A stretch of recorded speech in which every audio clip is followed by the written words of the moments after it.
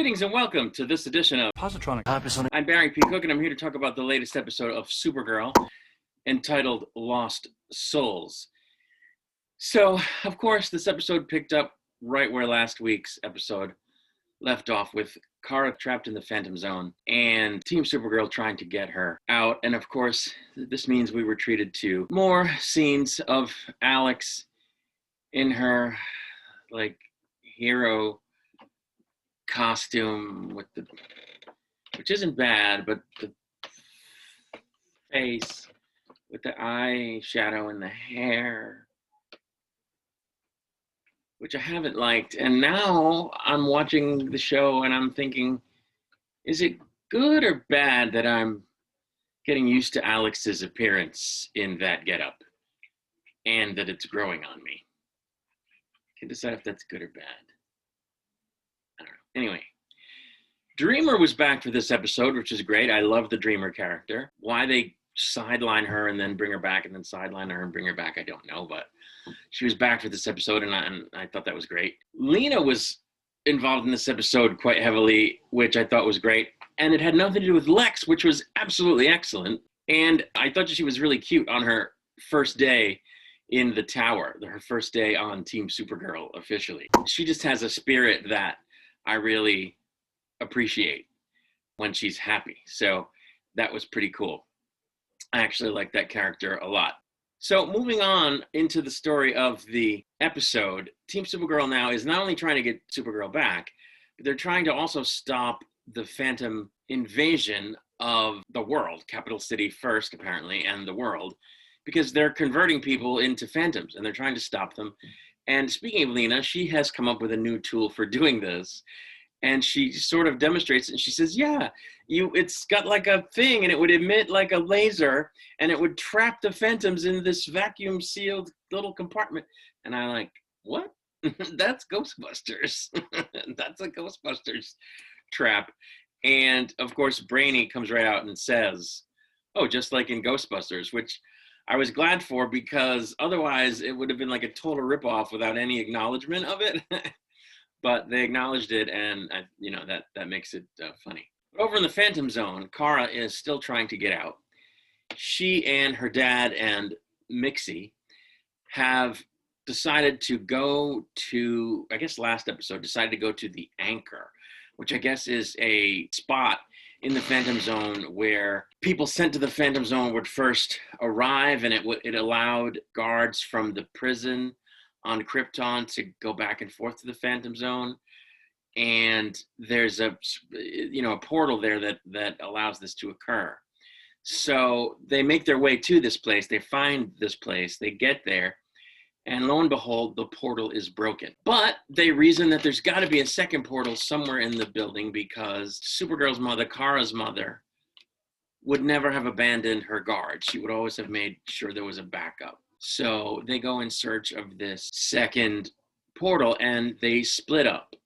So there's Mixie, there's Kara, and there's Kara's dad, all walking around this building separately, looking for this thing, when suddenly Kara's dad calls out, hey, I found it. And then the next thing is he's sort of yelling in distress because he's been attacked. And when Kara gets there, Mixie tells her, one of the Phantoms came in and hit your dad, but I scared him off. It looks like they didn't hurt him too much. He's just got this scar. And I'm thinking, why do I think Mixie is up to something? Why do I think that's not completely on the up and up? But now that he's injured and can't really walk too well, he says, look, you guys go, because Mixie says, it's going to take the two of us to carry this portal back to the Anchor room. And he can't walk. We can't also help him walk there. So he's, going to have to stay behind. And the dad says, yeah, I'll stay behind. So I'm like, oh crap, that's what they're going to do. They're going to leave him behind, instead of bringing him to Earth, which I thought they would do, so that he could then join Kara's mother on that Kryptonian community asteroid. But so anyway, that's where they leave things at the moment. Before we go back to Earth, where Lena has said that if she had some of Kara's DNA, she could repurpose a particular item, I forget what it was, to make it so that the Phantom that they have in captivity would find Kara for them because their job is to search out people, I guess. And so she repurposes it by obtaining Kara's life force from her hollow will, the holographic will that she left behind a few episodes before. And I was like, what? How is her life force in there? But apparently it is. As all this is going on, Dreamer is having weird visions of Kara and Alex when they were back in high school at, I guess, Midvale High School. And I'm like, what's that about? But then it turns out that Alex decides they can't use that device to find Kara. They have to use it to find the source of the Phantom's power on Earth, the source of their ability to transfer everybody into Phantoms, because it's the only way they can find it. And they've got to find it, or thousands, maybe 100,000s of people will, be turned into Phantoms. And Lena doesn't want to do that. Lena feels responsible for what happened to Kara because she was involved with Lex, and Kara was trying to take down Lex, and she feels involved for other reasons. And she says, no, I have to get Kara back. It's my fault. And you could just see her heart breaking as Alex was explaining to her, no, we can't do that. Kara would be livid if she came back and realized that we allowed hundreds of thousands of people to be harmed just to get her back. And she ends up just sort of taking the thing from Lena. I, felt bad for Lena because her heart was breaking. I love that character, but Alex was right. And that was a great scene. But we go back to the Phantom Zone, and yep, Mixie was up to something. She staged the whole attack on Kara's dad, unbeknownst to him, so that he would be waylaid, so that she could go back to Earth to wreak havoc and have some fun before going back to the fifth dimension. Of course, Kara doesn't want this to occur, so they end up kind of having a fight, and Kara says, you know what? That's not happening, and she breaks the portal to prevent Mixie from going to Earth. And that was a total Kara thing to do, a total Supergirl thing to do, to sacrifice her own good outcome that she might have had in order to protect the people of Earth from a fifth dimensional imp. So that was pretty cool, I thought. Back on Earth, Team Supergirl has found the source of the Phantom's power, and they go to launch an assault on it. And in the process, the Phantoms get John, they turn him to a Phantom. They get Brainy, they turn him into a Phantom. But Alex and Dreamer they eventually get Dreamer as well.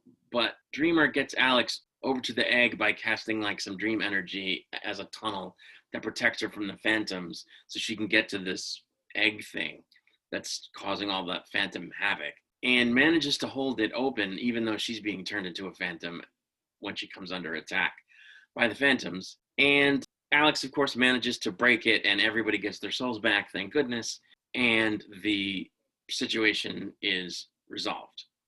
In the aftermath, there is again a scene between Alex and Lena where Lena sort of says, you know what, I'm not cut out for this. You guys are heroes and I'm not, and I don't belong here, and I'm going to skedaddle. And Alex explains to her, no, that's not true. You've contributed in this way and you've contributed in that way. And without you, XYZ wouldn't have been possible. And you definitely belong here. So she decides to stay, which I thought was great because, of course, I want her around. And it sort of patched things up between them where they didn't really have a fight, but they sort of had a difference of opinion. And this sort of smoothed that over. So I was glad for that because I like everybody getting along and I like them being friends.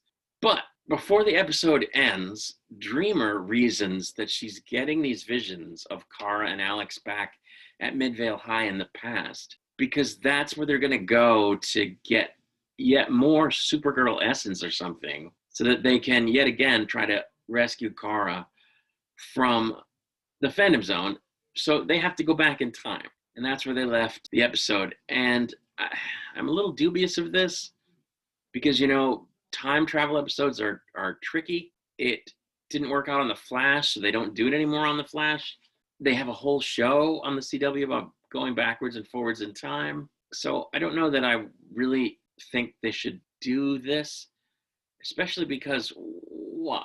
why couldn't they just get like her DNA off her toothbrush or her hairbrush or something back at her apartment? Like, going back in time seems a little extreme. Maybe they'll explain it better in the next episode when they actually do it, but so far it seems to me like, what? Why do you have to do that? And to be fair, they did go back in time a couple weeks ago on The Flash, and it wasn't disastrous. So, I don't know, maybe as long as they do it as a one-of or a one-off and they don't mess with anything, it'll be fine. But I just think it's a little silly where if what they need is like her DNA, why don't they just go to her house and try to get some off her hairbrush or her toothbrush? Does she not shed DNA on Earth as a Kryptonian under the yellow sun? I would think she still does. So I don't know. But I thought this was an okay episode. I'm not glad that they're dragging out the whole thing with Kara stuck in the Phantom Zone. It's kind of a bummer.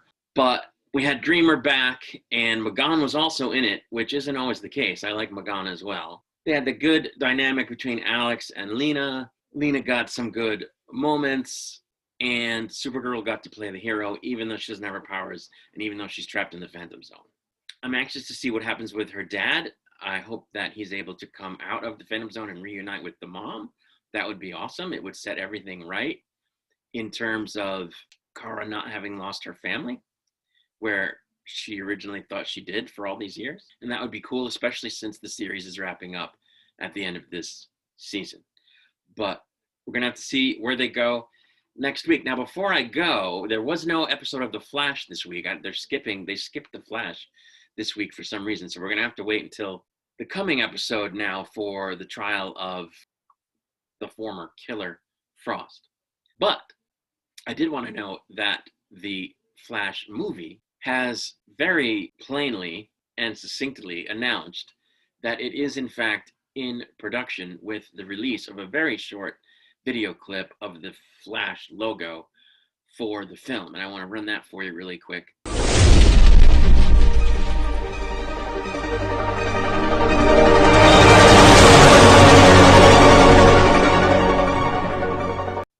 But yeah, so the Flash movie's in production. I can't wait for that. I'm a huge Flash fan. So I'm very excited for this. I don't love the Ezra Miller version of the Flash. I like him better since I saw the Snyder Cut, because they improved the character greatly. So now I'm more of an 8, where before I was like a 6 or a 5 on a scale of 1 to 10 of how well I like that character. So I'm excited for this movie. There's going to be a version of Supergirl in it as well. Speaking of Supergirl, that's going to be cool. And we'll have to see what else they do with it. But the logo is now officially out, and that's very cool. Anyway, I will be back probably as early as Monday with a review of the next episode of Batwoman. Until then, I take my leave and I say, as always, peace and long life.